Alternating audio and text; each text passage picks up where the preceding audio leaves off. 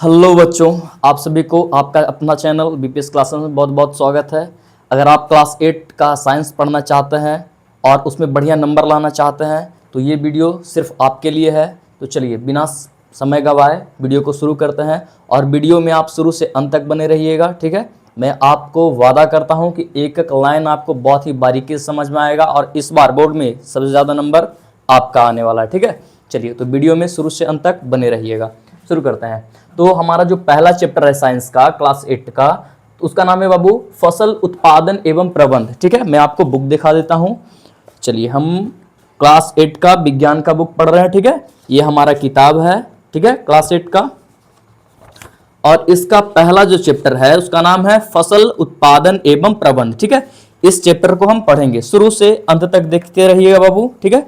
हम आपको एक एक लाइन, एक एक जो वीवीआई पॉइंट है, हर एक पॉइंट अच्छे से समझाएंगे, ठीक है। चलिए तो सबसे पहले हम चैप्टर शुरू करने से पहले इसका परिचय देख लेते हैं, ठीक है। तो परिचय में पहले हम क्या पढ़ेंगे बाबू, हम पढ़ेंगे कृषि पद्धतियों के बारे में। क्या पढ़ेंगे कि कृषि पद्धतियां क्या है, ठीक है ना, इसके बारे में पढ़ेंगे, ठीक है ना। जैसे कि फसल, कोई भी फसल हम उपजाते हैं तो उसके बहुत सारे चरण होते हैं फसल उपजाने का, है ना। ऐसा तो है नहीं कि हम गए फसल वहां खेत में कोई भी बीज अपना छीटे और फसल उग के तैयार हो गया, नहीं। इसकी बहुत सारी पद्धतियां है ना। तो ये क्या क्या पद्धतियां होती है, ठीक है, हम शुरू से अंत तक उसको देखेंगे। फिर हम देखेंगे आधारिक फसल पद्धतियां, फिर देखेंगे मिट्टी को तैयार करना, ठीक है ना। हम मिट्टी को किस तरह से तैयार करते हैं, ठीक है। पहले मिट्टी को हम किस तरह से तैयार करते थे, अब टेक्नोलॉजी आ गया है बाबू, डेवलप कर गया है बहुत ज्यादा, तो अब मिट्टी को किस तरह से तैयार करते हैं, ठीक है। इस तरह इसमें हम देखेंगे। फिर इसके बाद बुआई, बुआई का काम देखेंगे। फसल को जैसे कि मिट्टी हम तैयार कर दिए, ठीक है, तो उसके बाद हमको खेत में बीज भी बोना पड़ता है ना, तभी तो वो बीज डेवलप करेगा, ठीक है। तो फिर देखेंगे हम बुआई, बुआई के बाद देखेंगे हम खाद एवं उर्वरक मिलाना, ठीक है ना। उसके बाद देखेंगे हम सिंचाई, खाद एवं, अब खाना वाना खा लिया फसल, है ना, तो इसके बाद उसको पानी का भी तो जरूरत पड़ता है ना। इसके लिए हम देंगे उसको, क्या करेंगे, सिंचाई, यानी कि खेत में पानी डालेंगे, ठीक है। फिर आता है खरपतवार से सुरक्षा। ये खरपतवार क्या है बाबू, खेत में बहुत सारे ऐसे पौधे होते हैं जो अवांछित तरीके से खुद ही जन्म ले लेते हैं, ठीक है ना। उनको हम बोते नहीं है बाबू, ठीक है, वो ऑटोमेटिक ही वहां खेत में डेवलप हो जाते हैं, ठीक है ना। तो इन्हीं को कहा जाता है खरपतवार, ठीक है, जो कि हमारे फसल को वृद्धि होने में बहुत ज्यादा रोकते हैं, ठीक है। तो इसके बारे में पढ़ेंगे। अब फिर पढ़ेंगे बाबू कटाई। आपको समझ में आ ही रहा होगा, फसल मेरा तैयार हो गया अच्छे से, तो इसको काटना भी तो पड़ेगा ना, है ना। और काट के जब घर ले आए तो इसके बाद हम क्या करेंगे, फसल का भंडारण करेंगे, ठीक है। और भंडारण पढ़ने के बाद हम पढ़ेंगे लास्ट में जंतुओं से भोजन, है ना। हमें जंतुओं से भोजन किस प्रकार से प्राप्त होता है। जैसे कि जंतुओं से भोजन में कह दें तो जंतुओं से हमें मांस प्राप्त हो जाता है बाबू, जंतुओं से हमें दूध प्राप्त हो जाता है ना, घी, बहुत सारे ऐसा भोजन है जो कि हमें जंतुओं से प्राप्त होती है। ये भी पढ़ेंगे हम इस सिलेबस में, ठीक है। शुरू से अंत तक यही पढ़ेंगे, ठीक है, देखते रहिएगा। चलिए तो हम पहला पॉइंट अब देखेंगे बाबू। हमारा पहला पॉइंट क्या था, कृषि पद्धतियां, जिसको अंग्रेजी में कहा जाता है एग्रीकल्चरल प्रैक्टिसेस। क्या कहा जाता है, एग्रीकल्चरल प्रैक्टिसेस, ठीक है। तो इसमें सबसे पहले हम देखेंगे कि फसल क्या है, ठीक है। क्या देखेंगे, फसल क्या है।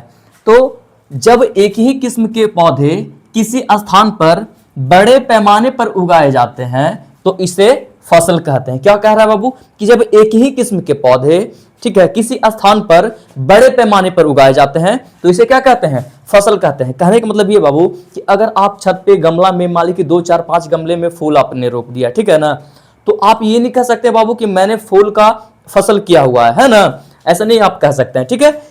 फसल किसे कहेंगे कि जब किसी स्थान पे हम बड़े पैमाने पे बहुत सारा, ठीक है ना, एक ही किस्म का पौधा उगा रहे हैं तो हम उसे कह सकते हैं कि ये क्या है, तो इसे हम फसल कह सकते हैं, ठीक है ना। उदाहरण में गेहूं, अगर गेहूं अगर कोई खेत में लगाता होगा तो ऐसा तो है नहीं बाबू गेहूं का 5-10 पौधा लगा दिया, 20 पौधा लगा दिया, ऐसा तो है नहीं, है ना। बड़ा बड़ा जो खेत होता है बाबू उसमें भर भर के एकदम गेहूं धान ये सब उगाया जाता है, ठीक है। तो उदाहरण में हम क्या देखेंगे बाबू, गेहूं धान आदि, और भी बहुत सारी फसलें हैं, ठीक है ना। तो किसी भी प्रकार का पौधा हो बाबू, अगर उसको आप किसी स्थान पे बड़े पैमाने पे लगा रहे हैं, ठीक है ना, तो इसे हम क्या कहेंगे, फसल कहेंगे, ठीक है। क्लियर है। आगे अब ध्यान दीजिएगा, फसलें कई प्रकार की होती है, ठीक है ना। फसल जो है ऐसा नहीं कि सिर्फ धान और गेहूं ही फसल है, नहीं, बहुत प्रकार का होता है बाबू, ठीक है। जैसे में अन्न हो गया, अन्न में भी बहुत सारा, जैसे धान, गेहूं, जौ, मटर, ये सब अन्न में आ गया, है ना। फल में हो गया बाबू, केला का कोई फसल कर रहा है, कोई अनार का कर रहा है, पपीता का कर रहा है, ठीक है ना। बड़े पैमाने पे सब्जियां हो गई बहुत सारी बाबू, ठीक है ना। तो ये सब क्या है, फसलें हैं, ठीक है ना। तो इन सब चीजों की फसल अगर किसी स्थान पे बड़े पैमाने पर अगर इन सब चीजों को कोई उगा रहा है तो वो व्यक्ति कह सकता है कि हम अन्न का फसल करते हैं, हम सब्जी का फसल करते हैं, हम फल का फसल लगाए हुए हैं, ठीक है ना, वो कह सकता है। क्लियर बाबू, हमको पूरा भरोसा है आपको ये फसल किससे कहते हैं अच्छे समझ में आ गया होगा, है ना। चलिए तो आगे बढ़ते हैं बाबू।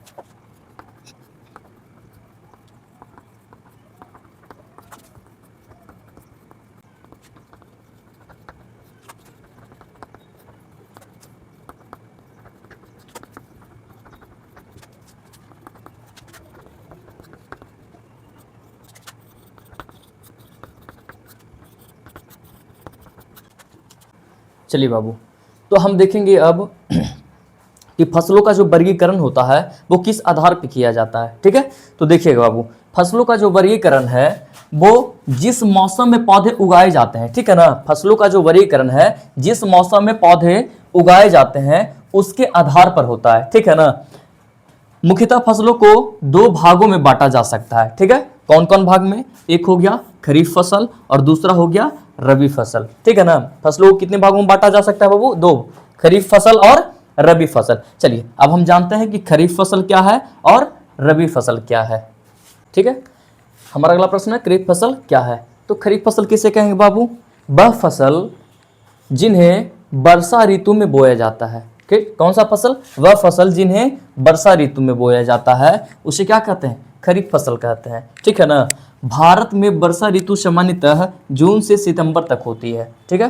पहले आप समझ लीजिए खरीफ फसल कहते हैं किससे है, बरसात का सीजन समझते हैं बाबू, हाँ। तो बरसात के सीजन में हम जो जो फसल को उगाते हैं, ठीक है ना, उन सभी फसलों को क्या कहा जाता है, खरीफ फसल कहा जाता है। और भारत में बरसात कब से कब तक होती है आपको पता ही होगा कि जून से लेके बारिश पड़ना, जून के अंत से बारिश पड़ना चालू हो जाता है बाबू, है ना। और ये सितंबर तक बारिश होती रहती है ना, जून से सितंबर तक वर्षा ऋतु का सीजन होता है भारत में, ठीक है।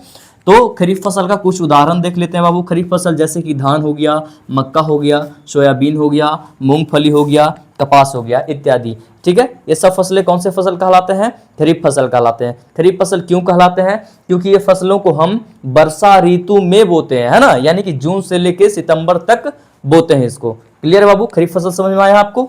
चलिए आगे बढ़ते हैं।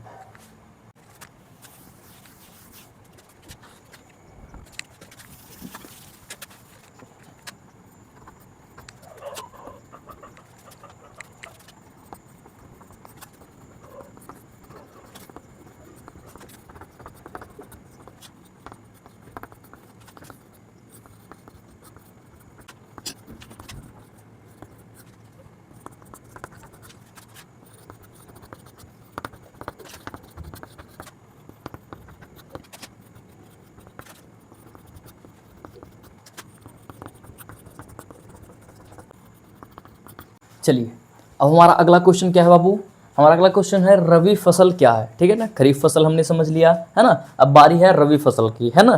तो देखेंगे रबी फसल क्या है। तो वह फसल जिन्हें शीत ऋतु में बोया जाता है। कौन सी फसल बाबू, वह फसल जिन्हें शीत ऋतु में बोया जाता है उसे रबी फसल कहते हैं, है ना। यानी कि उस फसल को हम रबी फसल कहते हैं जिनको हम शीत ऋतु में बोते हैं, है ना। और यह सीजन कब से कब तक चलता है बाबू, इसकी सीजन चलती है बाबू, यह अक्टूबर से मार्च के बीच में बोई जाती है, ठीक है। इसका सीजन कब चलता है बाबू, अक्टूबर से मार्च के बीच में, ठीक है ना।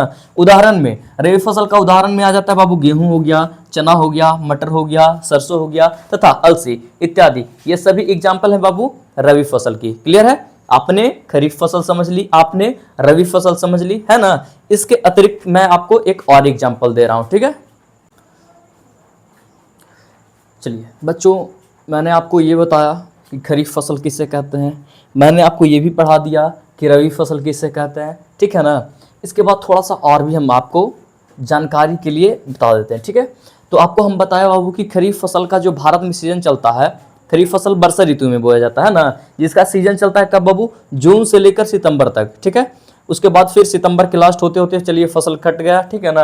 अक्टूबर के शुरुआत में समझ लिए फसल कट गया, और अक्टूबर से लेके बाबू फिर मार्च तक रबी फसल का सीजन आता है, ठीक है ना, यानी कि शीत ऋतु, ठीक है। अक्टूबर से लेकर मार्च तक कौन सा ऋतु होता है? शीत ऋतु, है ना, जिसमें रबी फसल बोया जाता है। अब मार्च से लेकर जून तक जो गैप होता है उसमें क्या है ना, तो ऐसे तो बाबू मार्च से लेकर जून तक अगर खेत में अगर कोई फसल ना उगाया जाए तो हमारे खेत की उर्वरा शक्ति होती है जो काफी बढ़ जाती है, फसल काफी अच्छी होती है ना, उसको खाली छोड़ देना चाहिए। लेकिन कोई कोई किसान खेत को खाली नहीं भी छोड़ते हैं, ठीक है ना।